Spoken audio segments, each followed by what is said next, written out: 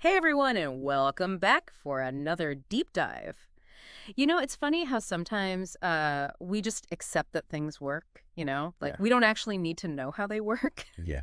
Yeah, FA. And for me, one of those things has always been circuit breakers. Like they're just kind of there in the house doing their thing, and I'm super grateful for that. Right. But, you sent in some stuff from, I think it was a Thai YouTube channel. Yeah, and it's got me thinking maybe it's time to look a little closer at these things. This channel, they're all about what they call cold curves and hot curves. Mm. And honestly, I gotta say, even just those names have me pretty intrigued.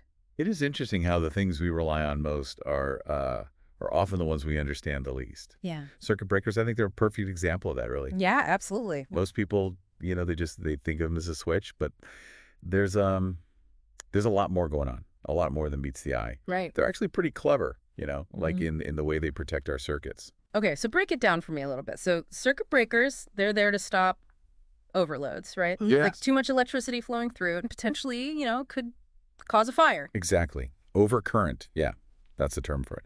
So when the amount of electricity, you know, goes beyond what the circuit's designed to handle, Right. and that's where these mysterious curves come in. Right. Okay. It turns out that a circuit breaker's reaction time to an overcurrent, it's not always the same.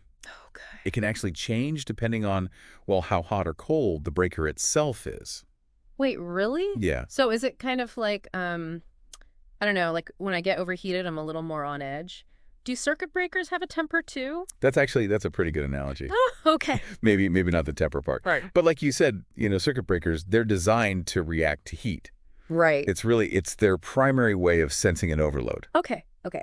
So let's talk about this YouTube video a little bit. It mentions something called the IEC 60898 standard. That Wow. sounds pretty official. Yeah, it's it's the international standard Okay. for how these, common household circuit breakers are supposed to work. It's you can think of it like a rule book. Okay. Make sure that all these little safety devices, they're designed and tested to, well, the same high standards no matter, where you are in the world. Right. And part of that standard, it deals with how quickly a breaker should trip or cut off the flow of electricity in these, different overload situations. Right. Okay, that makes sense. So the standard kind of sets the rules of the game, so to Yeah, speak. yeah. Now, the video also mentioned two key mechanisms inside the breaker: Yep. magnetic trips and thermal trips. Are those part of this standard too? Absolutely. Think of them like two separate but connected safety features. Okay. They work together. So the magnetic trip is like a super fast reflex. Oh. It kicks in instantly if there's a massive spike in current, like, a short circuit. The classic hair dryer in the bathtub scenario. Ouch. Yeah. That's one reflex I'm glad they have. Right. But what about the other one, the thermal trip? What's that one all about? That one's more of a slow burn, literally. Okay. It relies on heat buildup within the breaker itself to detect a sustained overload. Okay. And this is where our cold curve and hot curve, this is where they come into play. Oh, right. So they basically describe how this thermal tripping mechanism, how it behaves at different temperatures. And I'm starting to see the connection here. Yeah. Now, to help us visualize all this, the video, it uses a graph. Okay. It plots tripping time against the amount of overcurrent. Right. So I'm guessing this graph is key to understanding the whole cold curve versus hot curve thing. You got it. It's like a visual roadmap of the breaker's behavior. The graph shows us exactly how long it takes for the breaker to trip at different levels of overcurrent. And it's divided into these two distinct zones. Okay. You got the cold curve area where tripping times are longer, and then the hot curve area where things happen a lot faster. Okay. So if I'm looking at this graph, the cold curve, that's where the breaker's taking its sweet time to react. Why is that? Well, inside each breaker, there's this clever little component. It's called a bimetallic strip. Okay. Basically, it's just a strip made of two different metals that are fused together. Okay. And here's the trick. When heated, these metals, they expand at different rates, Oh, okay. which causes the strip to bend. And this bending action is what physically triggers the tripping mechanism. So on the cold curve, the breaker's just been switched on, and that bimetallic strip is still, well, Cold. Precisely. Since it's cold, Mhm. it takes a while, to heat up and bend enough to trigger the mechanism. Right. Imagine trying to boil a pot of water on, like a really low flame. It Right. takes time. Right, that makes sense. Okay. Okay. And then on the hot curve, we're dealing with a breaker that's already been working, right? Right. So that bimetallic strip is already warmed up. Exactly. The strip has a head start, in terms of temperature. So when an overload occurs, it reacts much faster. Hmm. Think of it like that pot of water, already simmering on the stove. Mm. Turn up the heat and it boils almost instantly. Right, okay. But here's the crucial part, both cold curve and hot curve behavior.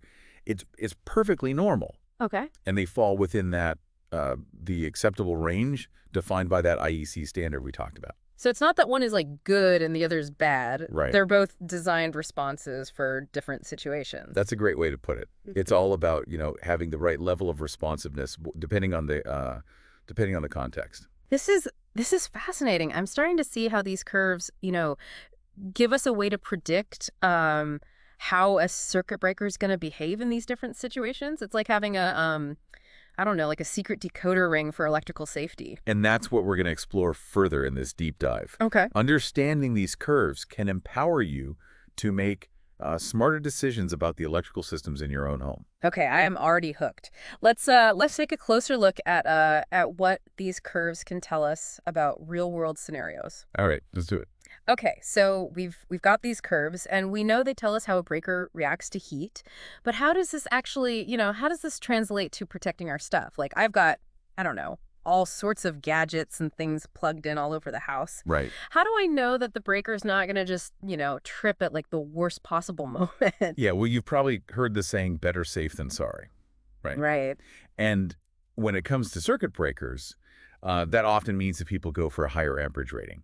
Oh, okay. Like they think, okay, bigger breaker, more power, that means better protection. Yeah, I think that's probably what I would have thought too. Isn't a higher amperage kind of like a bigger safety net? Well, it's not always that straightforward. Yeah. Remember that graph we were looking at, the one showing the tripping times? Right, yeah. So a higher rated breaker, it means it takes more current to make a trip. Mm-hmm. So while it might handle those big surges of electricity, it could actually be less sensitive to those smaller, sustained overloads. Oh, okay. And those can be just as damaging, especially for sensitive electronics. Oh, I see. So it's kind of like having a watchdog that's really good at stopping intruders, but maybe sleeps through like, I don't know, a slow, silent leak. Exactly. Perfect analogy. Okay. Let's say you've got your, I don't know, your gaming PC plugged in. Oh, right? okay. Yeah.